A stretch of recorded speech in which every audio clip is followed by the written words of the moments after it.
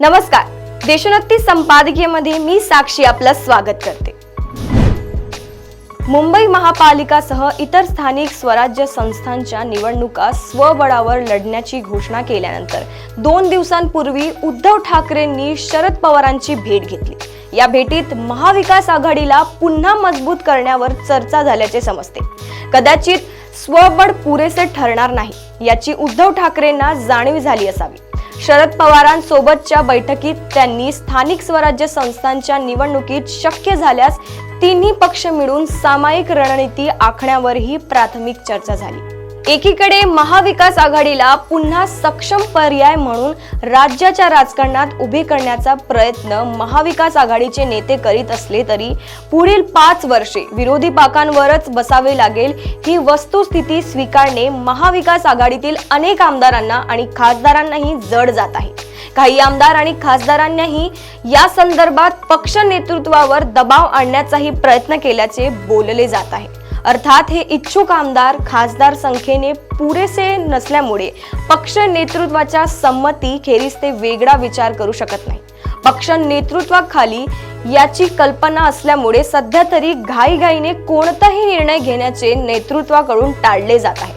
परंतु अधिक काळ हा कोंडमारा सहन केला जाणार नाही याची कल्पना पक्ष नेतृत्वाला असल्यामुळे संधी मिळेल तेव्हा आणि कदाचित आपल्या अटी शर्तीवर सत्तेमध्ये सामील होण्याचा विचार त्यांच्या मनात नक्कीच असावा। अलीकडील काळात उद्धव ठाकरे गटाकडून ज्या पद्धतीने एकनाथ शिंदे यांच्या पक्षावर हल्ले होत आहेत आणि त्याच वेळी भाजपच्या बाबतीत त्यातही मुख्यमंत्री देवेंद्र फडणवीस यांच्या बाबतीत जो सॉफ्ट कॉर्नर दाखविला जात आहे तो विशेष बोलका म्हणावा लागेल। भविष्य काळात शिंदे गट युतीतून बाजूला झाला किंवा भाजपने त्या गटाला बाजूला सारले तर आपण भाजप सोबत सत्तेत सहभागी होण्यास तयार असल्याचे संकेत यातून मिळत आहे। त्या पृष्ठभूमीवर कदाचित मुंबई महापालिका निवडणुकीनंतर किंवा निवडणुकीच्या आधी मोठी राजकीय घडामोड असल्याचं आश्चर्य वाटायला नको। अर्थात ठाकरे गटाचे हे मनसुबे शिंदे गटाचेही लक्षात आले आहेत आणि म्हणूनच शिंदे गटांकडून वारंवार भूतकाळात उद्धव ठाकरे आणि अन्य नेत्यांनी पंतप्रधान मोदी तसेच देवेंद्र फडणवीस यांच्यावर कसे हल्ले चढविण्यात आले याची वारंवार आठवण करून दिली जात आहे। उद्धव ठाकरे गटाची अडचण ही आहे की एकनाथ शिंदे सरकारमध्ये सामील असताना ते सत्तेत सहभागी होऊ शकत नाही। एकनाथ शिंदे सोबत तडजोड करण्यास उद्धव ठाकरे कधीही तयार होणार नाहीत। शिंदे गटातील इतर आमदारांना कदाचित ते माफ करू शकतील, परंतु एकनाथ शिंदे हा त्यांच्या वर्मी बसलेला घाव आहे। त्यामुळेच एकनाथ शिंदे आणि भाजप यांच्यात दुरावा कसा निर्माण होईल याचे कसोशीने प्रयत्न उद्धव ठाकरे गटाकडून सुरू आहेत।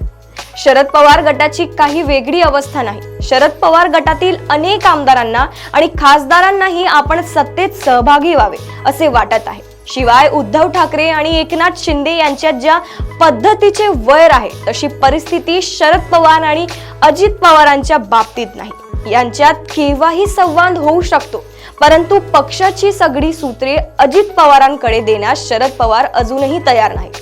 त्यामुळे सध्या तरी त्यांना वेट अँड वॉच असे धोरण स्वीकारल्याचे दिसते।